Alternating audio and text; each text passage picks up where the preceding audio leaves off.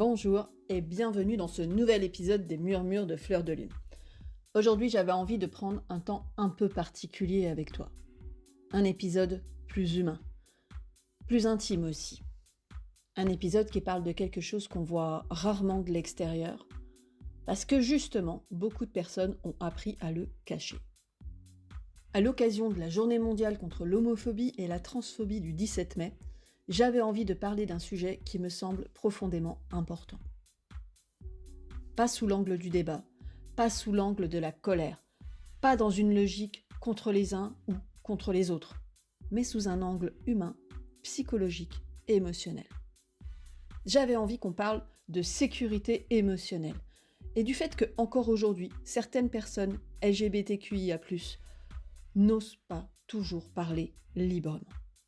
Et je crois que beaucoup de gens sous-estiment à quel point ça peut être épuisant. Parce que souvent, quand on imagine l'homophobie ou la transphobie, on pense immédiatement à quelque chose de violent, de visible. Des insultes, des agressions, des actes très clairement identifiables. Mais là, dans la réalité, beaucoup de choses sont beaucoup plus silencieuses que ça. Parce que parfois, ce n'est pas une attaque directe. Parce que parfois, c'est juste un silence. Une tension dans une pièce. Une blague qui fait rire tout le monde, sauf la personne concernée. Une phrase maladroite. Une remarque pas méchante. Une réaction imprévisible, un regard, une hésitation, une question intrusive, ou simplement le fait de ne pas savoir si l'endroit est réellement sûr. Et quand on vit ça régulièrement, le cerveau apprend. Il apprend à analyser, à anticiper, à calculer, à surveiller. Est-ce que je peux parler librement ici ? Est-ce que je peux dire que je suis en couple ? Est-ce que je peux utiliser le bon pronom ? Est-ce que je vais être regardée différemment après ça ? Est-ce que ça va créer un malaise ? Est-ce que je vais devoir me justifier, me défendre, rassurer les autres, supporter leurs réactions ? Et je crois qu'on ne réalise pas toujours l'énergie mentale que ça demande. Parce qu'au bout d'un moment, ce n'est plus juste parler de soi. Ça devient une évaluation permanente de sa sécurité émotionnelle. Et cet épisode, j'avais envie de le faire justement pour mettre des mots là-dessus. Pas pour accuser, pas pour opposer les gens, pas pour dire que tout le monde est malveillant. Parce que je pense sincèrement que beaucoup de personnes ne se rendent même pas compte de ce que certaines réactions peuvent provoquer. Et parfois, ce n'est même pas la haine qui crée le silence, c'est l'incertitude. Le fait de ne pas savoir comment les autres vont réagir. Le fait de sentir qu'on va peut-être devenir un sujet, qu'on va devoir expliquer, rassurer, supporter des questions, ou sentir une distance apparaître. Alors beaucoup de personnes apprennent à filtrer, à adapter certains mots, à cacher certaines parties d'elles-mêmes, à observer avant de parler, à devenir discrètes, parfois même sans s'en rendre compte.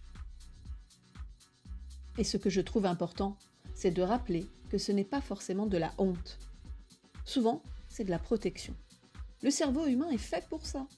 Quand quelque chose a déjà provoqué du rejet, de la gêne, de l'humiliation, de l'insécurité ou simplement des réactions douloureuses, le système nerveux apprend à rester prudent. Et ça concerne énormément de personnes LGBTQIA+.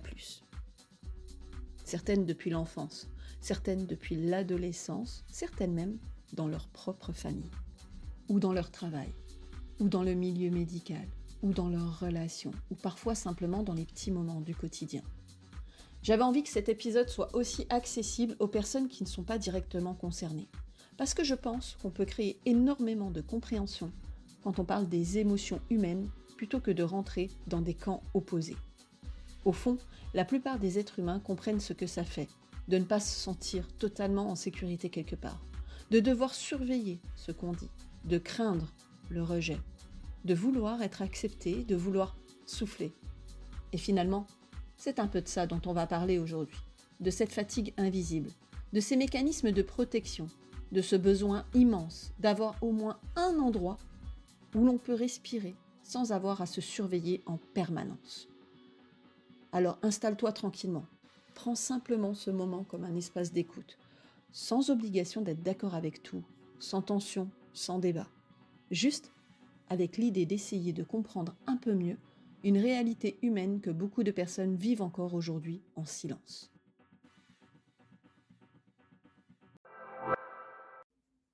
Première partie, les réflexes invisibles de protection. Quand on parle de discrimination, on imagine souvent quelque chose de spectaculaire, quelque chose de clairement identifiable. Alors qu'en réalité, beaucoup de personnes LGBTQIA+, vivent surtout avec une accumulation de petits réflexes de protection devenus automatiques.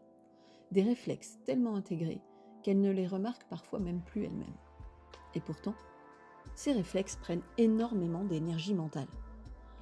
Parfois, ce sont des choses qui paraissent minuscules vues de l'extérieur. Mais quand elles se répètent tous les jours, elles finissent par créer une vraie fatigue intérieure. Par exemple, certaines personnes vont automatiquement analyser une pièce avant de parler d'elle-même. Qui est là? Quelle ambiance il y a? Est-ce que les gens ont l'air ouverts? Est-ce que quelqu'un a déjà fait une remarque déplacée? Est-ce qu'il vaut mieux éviter le sujet?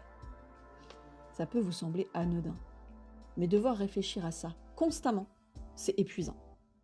Parce que pendant que d'autres parlent spontanément de leur week-end, de leur partenaire, de leur vie, certaines personnes doivent d'abord évaluer le niveau de sécurité émotionnelle de l'endroit où elles se trouvent. Parfois, ça passe simplement par modifier une phrase. Dire « on est allé au restaurant » au lieu de « ma copine et moi, on est allé au restaurant ». Ou alors utiliser des formulations floues. Ne pas donner de genre, ne pas préciser, contourner. Et souvent, les personnes autour ne voient même pas qu'il y a eu une adaptation. Elles ne voient pas le petit calcul mental derrière. Elles ne voient pas l'hésitation, le tri des mots. Le moment où le cerveau s'est demandé « est-ce que je peux le dire normalement ici ?»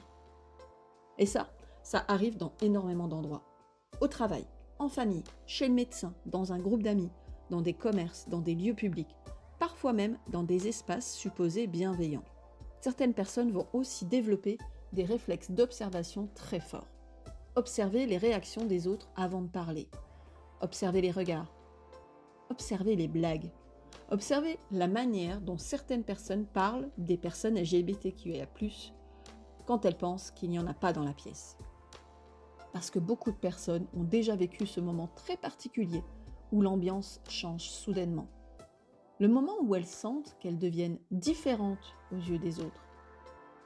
Parfois, ce n'est même pas quelque chose de frontal. C'est juste un silence, une gêne, une distance, une curiosité excessive. Des questions très personnelles. Ou ce regard qui dit « Ah d'accord !»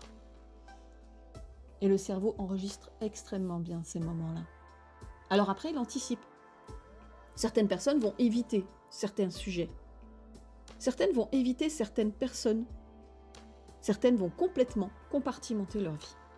Il y a des gens qui ont une version d'eux-mêmes au travail, une autre avec la famille, une autre avec les amis, une autre sur Internet, une autre encore dans les lieux où elles se sentent enfin en sécurité. Et maintenir toutes ces versions, ça demande énormément d'énergie. Parce qu'il faut se rappeler ce qu'on a dit, à qui, dans quel contexte, ce qu'on peut montrer, ce qu'il vaut mieux cacher. Et parfois, ça devient tellement automatique qu'on oublie même à quoi ressemble le fait d'être totalement spontané. Je pense aussi à toutes les personnes qui surveillent leurs gestes sans même s'en rendre compte. Tenir la main de sa partenaire ou non. Poser la main sur l'épaule ou non. Parler naturellement ou non. Modifier sa voix, modifier sa posture, modifier ses expressions. Pas forcément parce qu'il y a un danger immédiat, mais parce que le corps a appris à rester prudent. Je crois qu'il y a quelque chose d'important à comprendre ici. La plupart du temps, les personnes LGBTQIA+, ne cherchent pas spécialement à faire une déclaration. Elles cherchent juste à vivre des choses simples, avec la même spontanéité que les autres. Pouvoir parler de quelqu'un qu'on aime sans réfléchir. Pouvoir exister sans analyser la pièce. Pouvoir être naturel sans scanner les réactions. Et quand cette spontanéité devient compliquée, le cerveau développe des stratégies, parfois très discrètes. Certaines personnes deviennent très douées pour détourner les conversations, très doué pour rire avec les autres afin d'éviter la tension, très doué pour minimiser, parfois même pour se faire oublier. Et le plus difficile, c'est que beaucoup de ces comportements sont interprétés de travers.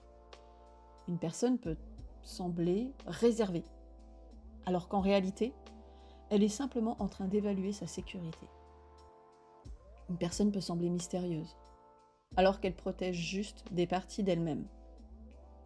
Une personne peut sembler sur la défensive, alors qu'elle a appris à anticiper le rejet avant même qu'il arrive. Et ce qui est particulier avec cette fatigue-là, c'est qu'elle est très rarement reconnue, parce qu'elle ne se voit pas. Il n'y a pas forcément de crise, pas forcément de conflit, pas forcément de drame visible, juste un système nerveux qui reste en vigilance une grande partie du temps. Et à force, ça peut créer énormément de fatigue mentale, de tension intérieure, parfois même une impression étrange, celle de ne jamais être complètement relâché. Comme si une partie du cerveau restait toujours en train de surveiller l'environnement. Et je crois qu'il y a beaucoup de personnes qui ne réalisent pas à quel point le simple fait de pouvoir être totalement soi-même, sans réfléchir, est en réalité un immense sentiment de sécurité.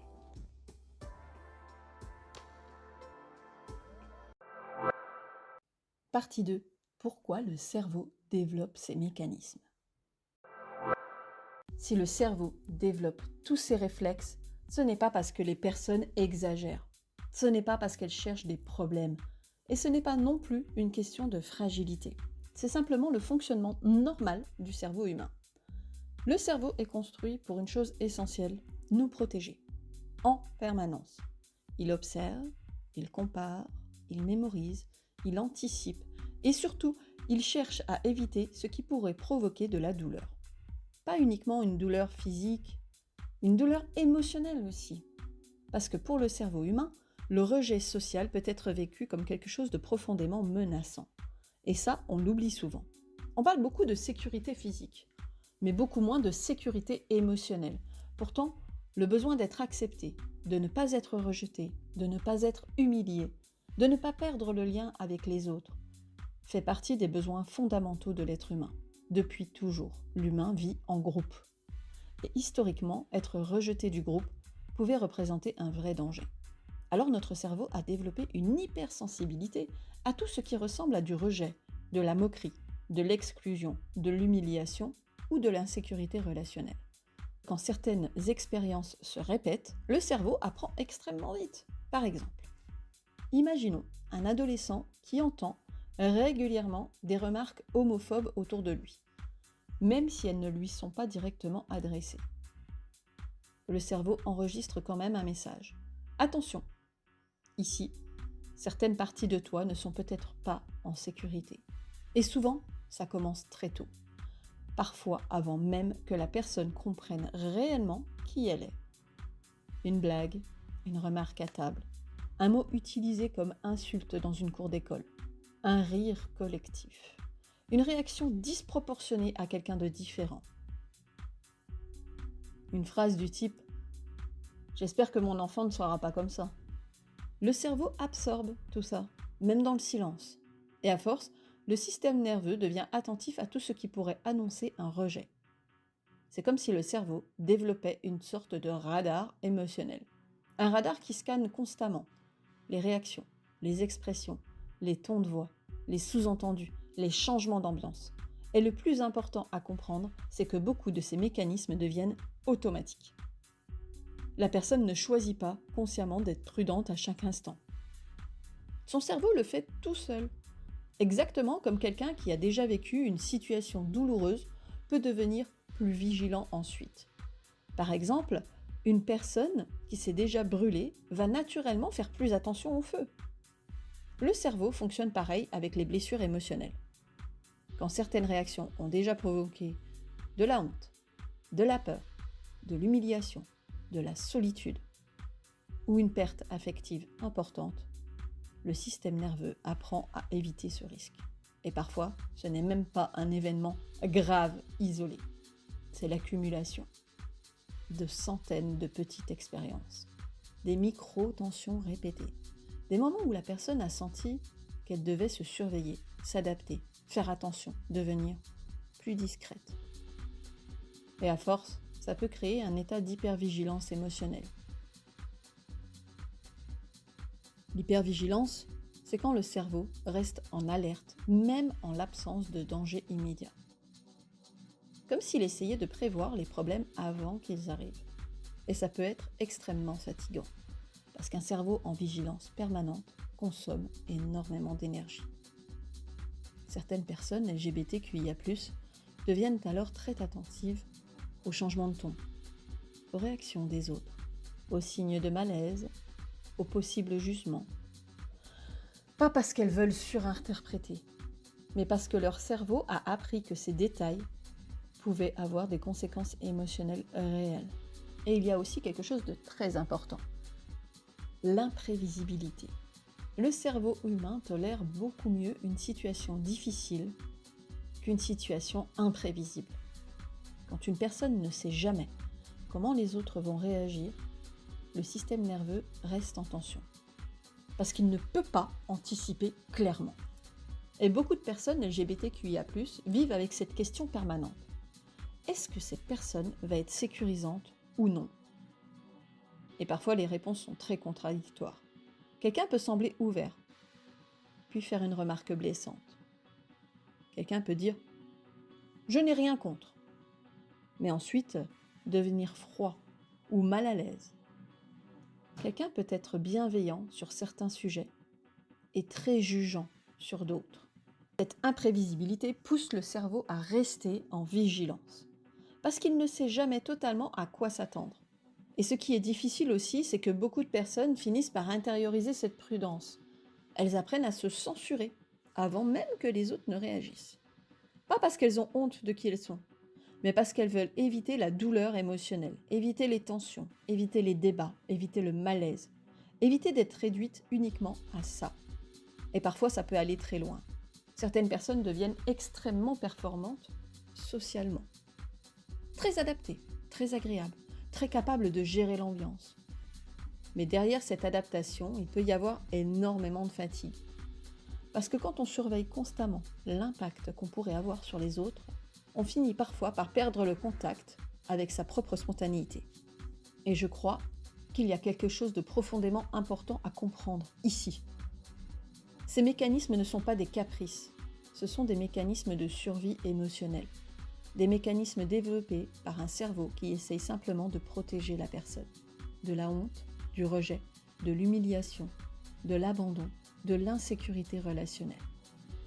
Et souvent, le système nerveux ne cherche même pas à être heureux au départ. Il cherche d'abord à être en sécurité. C'est pour ça que certaines personnes peuvent mettre des années avant de parler librement, avant d'oser être visibles, avant d'oser exister sans filtre. Pas parce qu'elles cachent quelque chose, mais parce qu'une partie d'elles-mêmes a longtemps appris que la discrétion était plus sûre. Et quand on comprend ça, on regarde souvent ces silences différemment, avec moins de jugement et davantage de douceur.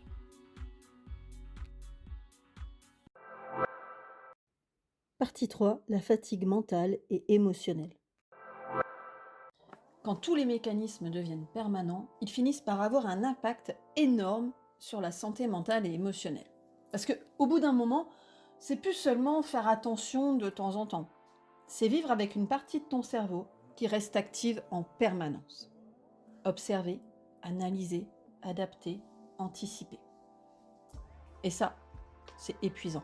Vraiment épuisant. Je crois qu'il y a beaucoup de personnes qui ne réalisent pas à quel point le simple fait de devoir se surveiller constamment peut fatiguer un être humain. Parce que cette fatigue-là est invisible. On ne la voit pas sur le visage des gens.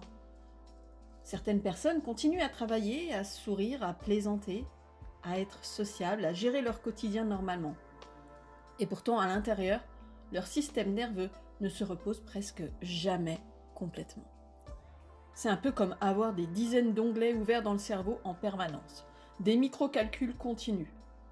Est-ce que je peux être naturel ici ? Est-ce que cette personne est sécurisante ? Est-ce que je vais devoir me justifier ? Est-ce que je risque un malaise ? Est-ce qu'il vaut mieux éviter le sujet ? Est-ce que je vais devoir encore expliquer quelque chose de très personnel ? Et le problème, c'est que cette vigilance devient souvent tellement habituelle que certaines personnes ne réalisent même plus à quel point elles sont tendues. Elles pensent juste que c'est normal. Normal de réfléchir avant de parler. Normal de filtrer certains sujets. Normal de surveiller l'ambiance. Normal de s'adapter. Alors qu'en réalité, ça demande énormément d'énergie psychique. Et cette fatigue peut prendre plein de formes différentes. Chez certaines personnes, ça devient de l'anxiété. Pas forcément une grosse crise visible. Parfois une tension constante, une charge mentale émotionnelle, une sensation de ne jamais être totalement relâché. Chez d'autres, ça devient de l'épuisement, le sentiment d'être fatigué sans comprendre pourquoi, d'avoir besoin de récupérer socialement, d'éviter certains endroits, certaines discussions, certaines réunions familiales, certains environnements. Parce qu'au fond, le corps sait déjà qu'il va devoir se remettre en vigilance. Certaines personnes développent aussi une grande fatigue relationnelle. Le fait d'avoir l'impression de toujours devoir évaluer, rassurer, gérer les réactions, expliquer, pédagogiser, dédramatiser, faire attention aux autres. Et parfois, ça crée une immense solitude. Parce qu'il peut y avoir ce sentiment étrange de ne jamais être totalement vu tel qu'on est réellement. Ou de devoir constamment adapter certaines parties de soi pour maintenir le lien avec les autres. Et ça peut devenir très lourd émotionnellement. Je pense notamment à toutes les personnes qui ont appris à devenir faciles à vivre, faciles à accepter, pas trop visibles, pas trop dérangeantes, pas trop politiques, pas trop différentes. Des personnes qui passent énormément de temps à essayer de ne pas mettre les autres mal à l'aise. Et quand on vit comme ça longtemps, on finit parfois par ne plus savoir où s'arrête l'adaptation et où commence réellement sa propre spontanéité. Certaines personnes deviennent alors extrêmement performantes dans le masque social, très souriantes, très adaptées, très douces, très capables de lire les autres, parce qu'elles ont appris très tôt à observer l'environnement émotionnel autour d'elles. Mais derrière cette capacité d'adaptation, il peut y avoir énormément de fatigue nerveuse, parce qu'un cerveau qui scanne en permanence ne récupère jamais totalement. Et parfois cette fatigue devient tellement habituelle que les personnes concernées ne réalisent même plus ce qu'elles portent. Elles pensent simplement « je suis fatiguée, je suis sensible, je suis anxieuse, je suis introvertie, je suis compliquée ». Alors qu'une partie de leur épuisement vient peut-être simplement du fait qu'elles vivent depuis des années dans une forme de vigilance émotionnelle chronique. Et je crois qu'il y a aussi quelque chose de très important à dire ici. La fatigue ne vient pas uniquement des expériences négatives. Elle vient aussi du fait de ne jamais savoir. L'incertitude fatigue énormément le système nerveux. Quand une personne sait qu'un endroit est dangereux, elle peut s'en protéger clairement. Mais quand elle ne sait jamais vraiment si les réactions seront bonnes ou mauvaises, le cerveau reste entre ouverture et protection. Et cet entre-deux permanent est très coûteux émotionnellement, parce qu'il oblige à rester attentif tout le temps. Je pense aussi à la fatigue du coming out répété, parce qu'on parle souvent du coming out comme d'un seul moment, alors qu'en réalité, pour beaucoup de personnes LGBTQIA+, ce n'est pas un événement unique. C'est quelque chose qui revient constamment. Nouveau travail, nouveau médecin, nouveaux collègues, nouvelles formations, nouvelles rencontres, nouvelles situations sociales. Et à chaque fois, la même question revient. Est-ce que je le dis ? Comment je le dis ? Est-ce que c'est prudent ici ? Est-ce que ça va changer quelque chose ? Et même quand tout se passe bien, le cerveau peut quand même ressentir du stress, parce qu'il est préparé à une possible insécurité. Alors oui, parfois certaines personnes finissent par éviter certains sujets, éviter certaines conversations, éviter certains environnements, certaines personnes. Non pas parce qu'elles veulent se couper du monde, mais parce que leur système nerveux est fatigué. Fatigué de devoir rester vigilant. Et ce qui est profondément triste parfois, c'est que beaucoup de personnes n'osent même pas parler de cette fatigue-là. Parce qu'elles ont peur qu'on minimise, qu'on dise « tu te prends trop la tête, tu exagères ». Aujourd'hui, les mentalités ont changé, tu devrais juste t'en foutre. Alors qu'en réalité, un système nerveux ne fonctionne pas à coup de phrases rationnelles. Le cerveau a réagi à ce qu'il a appris émotionnellement. Et quand il a appris qu'il devait être prudent, il ne suffit pas de décider mentalement d'arrêter. Le corps continue souvent à anticiper. Et je crois que c'est important de rappeler quelque chose. Beaucoup de personnes LGBTQIA+, ne demandent pas forcément à être comprises parfaitement. Souvent, elles cherchent surtout des endroits où elles n'ont plus besoin de se protéger autant. Des endroits où leur cerveau peut enfin arrêter de scanner. Des endroits où elles peuvent parler naturellement sans devoir préparer mentalement leurs phrases. Des endroits où leur système nerveux comprend enfin « Ok, ici, je peux respirer ». Et parfois, ce simple sentiment-là peut déjà changer énormément de choses dans une vie.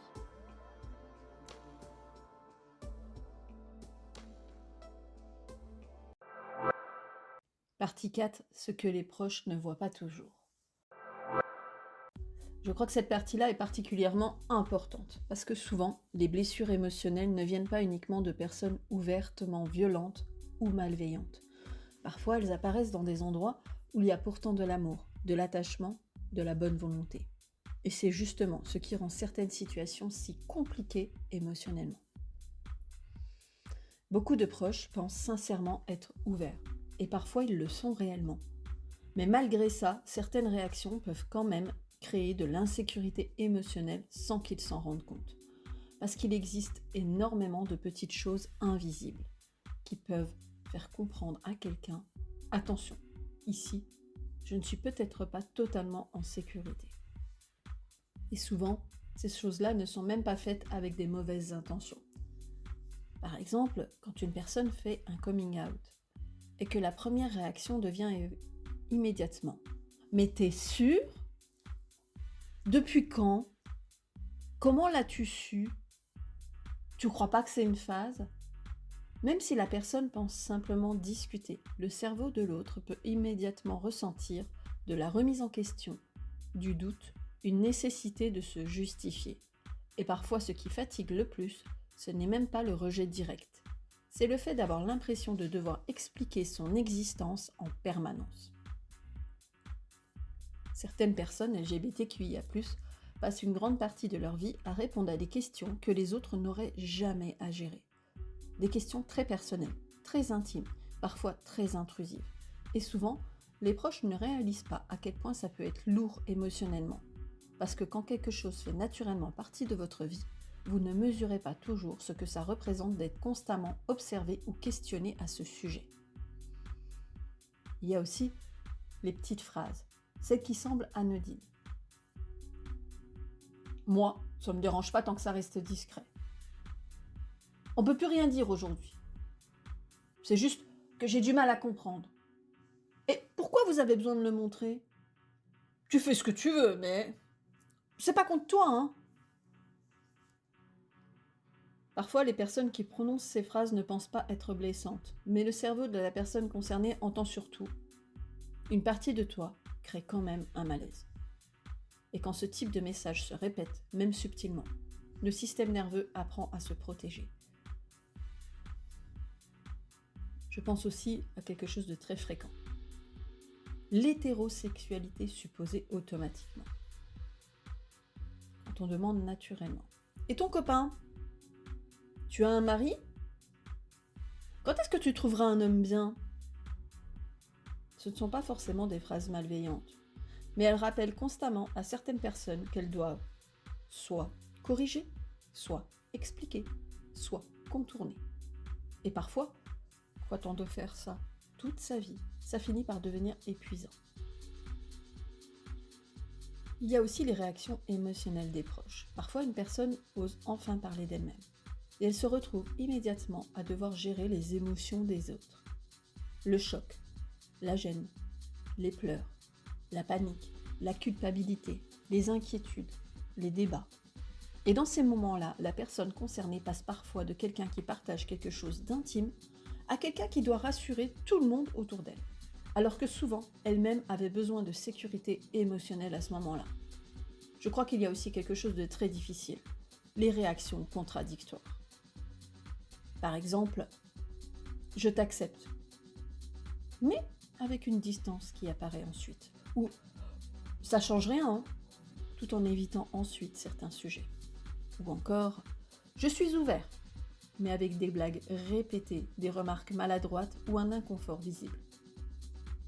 Et ça, le cerveau le perçoit extrêmement vite, parce qu'au-delà des mots, le système nerveux observe énormément les comportements.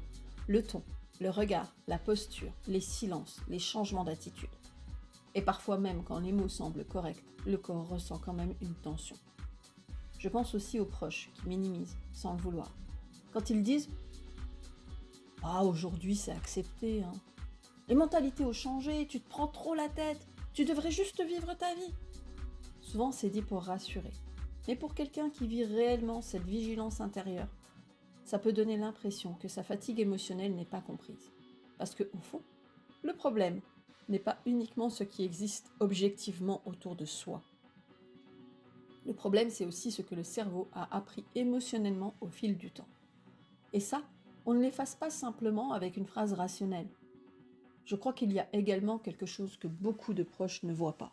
Le nombre de fois où la personne a déjà testé l'environnement avant eux. Avant de parler, avant d'oser, avant de faire confiance. Souvent, quand quelqu'un partage enfin une partie très intime de lui-même, ce n'est pas spontané. Il y a eu des jours, des mois, parfois des années d'observation avant. Des moments à analyser les réactions, les discours, les valeurs, les comportements. Parce que beaucoup de personnes LGBTQIA+, savent qu'une réaction peut profondément modifier une relation. Et ça fait peur.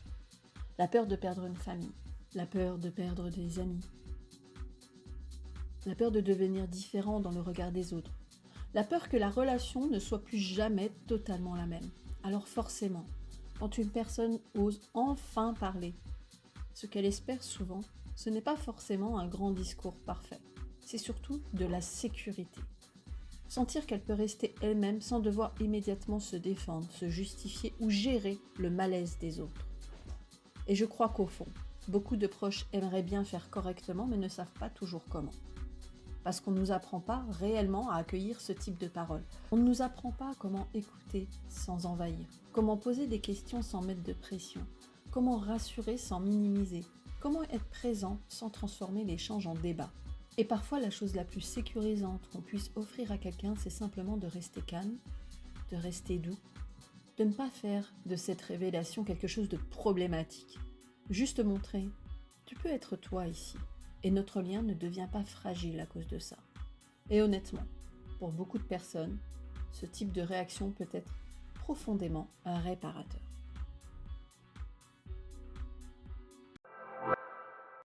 Partie 5, ce qui aide réellement à créer un espace sécurisant. Finalement, après avoir parlé de tout ça, de la vigilance, de la fatigue, des réflexes de protection, des peurs parfois invisibles, j'avais aussi envie de parler de quelque chose d'essentiel, ce qui aide réellement.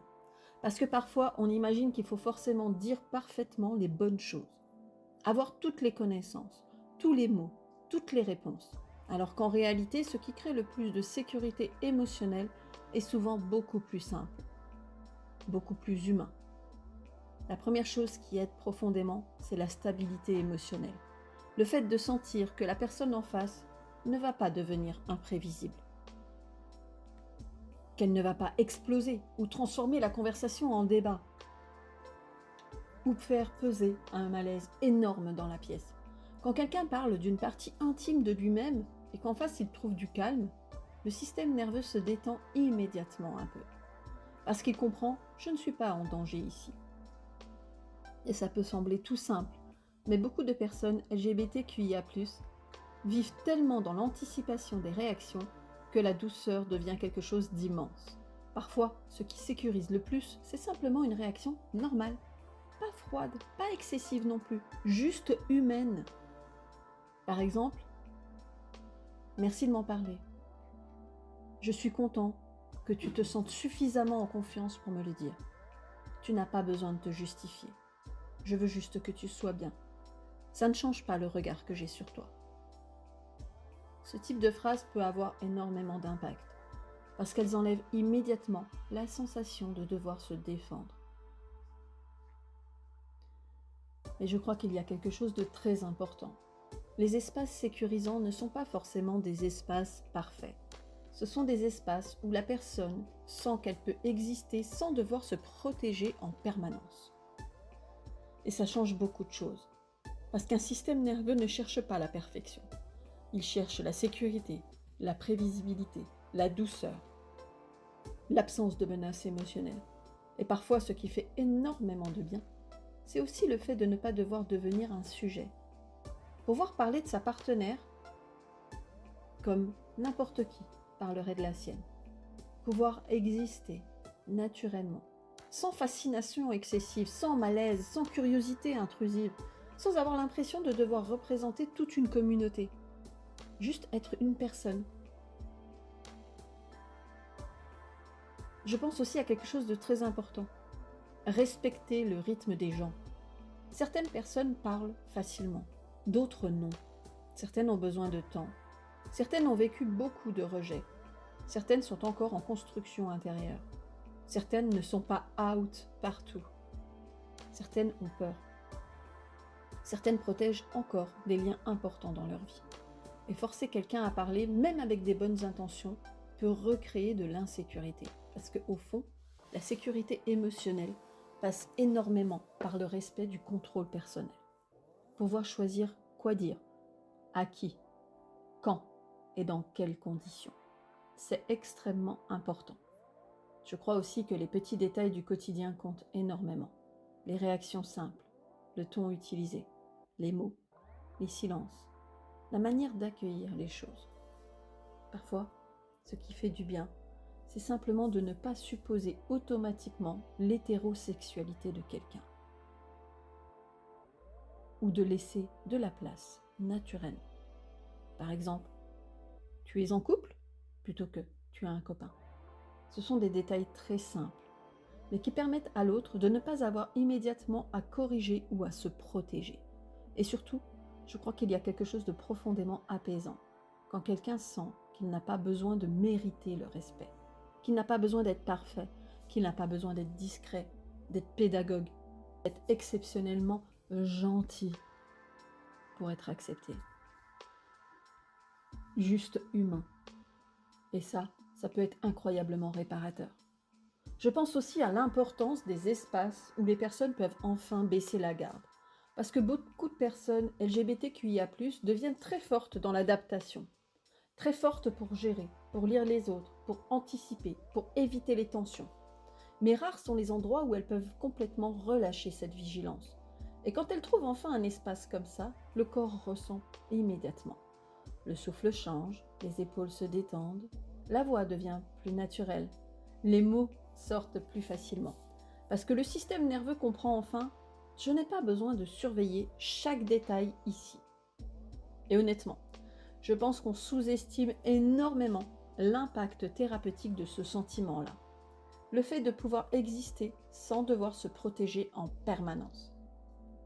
Parce qu'avant même de parler d'estime de soi, de confiance ou d'épanouissement, un être humain a besoin de sécurité. Et parfois, la plus belle chose qu'on puisse offrir à quelqu'un, ce n'est pas de tout comprendre parfaitement. C'est de lui permettre de respirer normalement en notre présence. Je crois aussi qu'il est important de rappeler quelque chose. On peut se tromper, on peut être maladroit, on peut manquer de connaissances, on peut utiliser un mauvais mot, poser une question maladroite, ne pas toujours savoir comment réagir. Et ce n'est pas forcément ça qui crée de l'insécurité. Souvent, ce qui compte le plus, c'est l'intention relationnelle. Est-ce que la personne cherche à comprendre sincèrement? Est-ce qu'elle reste respectueuse? Est-ce qu'elle accepte de corriger sans agressivité? Est-ce qu'elle laisse de la place à l'autre? L'espace sécurisant, ce n'est pas un espace où personne ne fait jamais d'erreur. C'est un espace où l'autre sent qu'il ne sera pas humilié, attaqué ou rejeté pour ce qu'il est. Et je crois qu'au fond, beaucoup de personnes LGBTQIA+, ne demandent pas des choses immenses. Souvent, elles cherchent simplement des endroits où leur système nerveux peut enfin arrêter de se défendre. Des endroits où elles peuvent parler normalement, aimer normalement, exister normalement. Des endroits où elles sentent « je peux être moi ici et je n'ai pas besoin d'avoir peur ».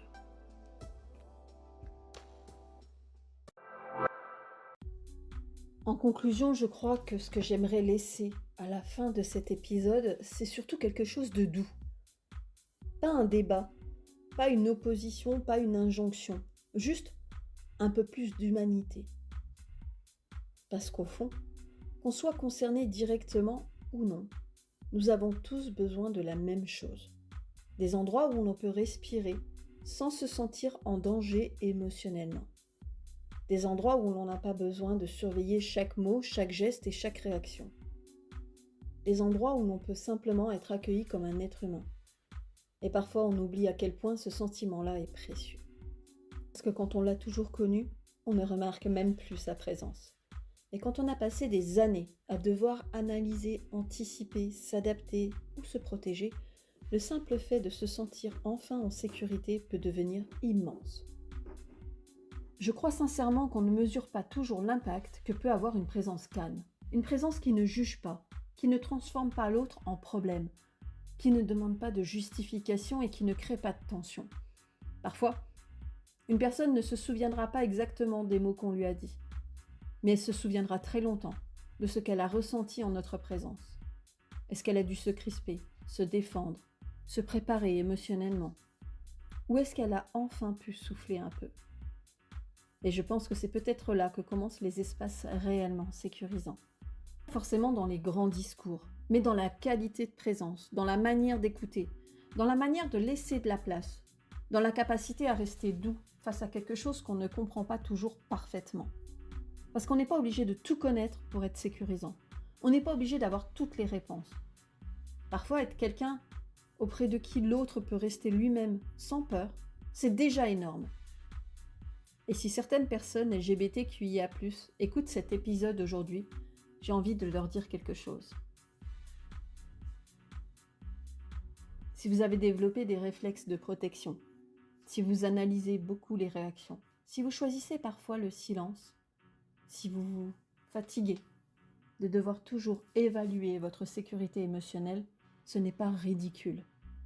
Votre cerveau a appris à vous protéger avec les outils qu'il avait. Et parfois, rien que le fait de comprendre ça avec un peu plus de douceur, ça peut déjà alléger quelque chose intérieurement.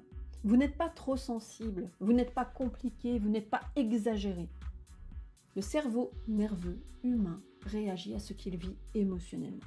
Et beaucoup de personnes portent des fatigues invisibles que les autres ne voient jamais. Alors j'espère sincèrement que vous trouverez, ou que vous avez déjà trouvé, des espaces où vous n'avez plus besoin de vous surveiller autant. Des personnes auprès de qui votre corps peut relâcher un peu la vigilance. Des endroits où vous pouvez parler normalement, aimer normalement, exister normalement. Parce que tout le monde mérite au moins un endroit où il peut respirer librement. Et si vous êtes un proche, un parent, un ami, un collègue, ou simplement quelqu'un qui essaye de comprendre un peu mieux, j'espère que cet épisode vous aura permis, peut-être, de voir quelque chose d'invisible. Pas pour culpabiliser, pas pour marcher sur des œufs, mais simplement pour réaliser que parfois, ce qui paraît anodin pour l'un peut représenter énormément pour l'autre.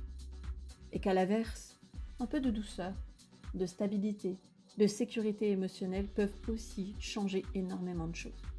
Merci d'avoir pris ce moment avec moi. Merci d'avoir écouté jusqu'au bout et prenez soin de vous avec douceur. À très bientôt pour un prochain épisode de Alice te parle.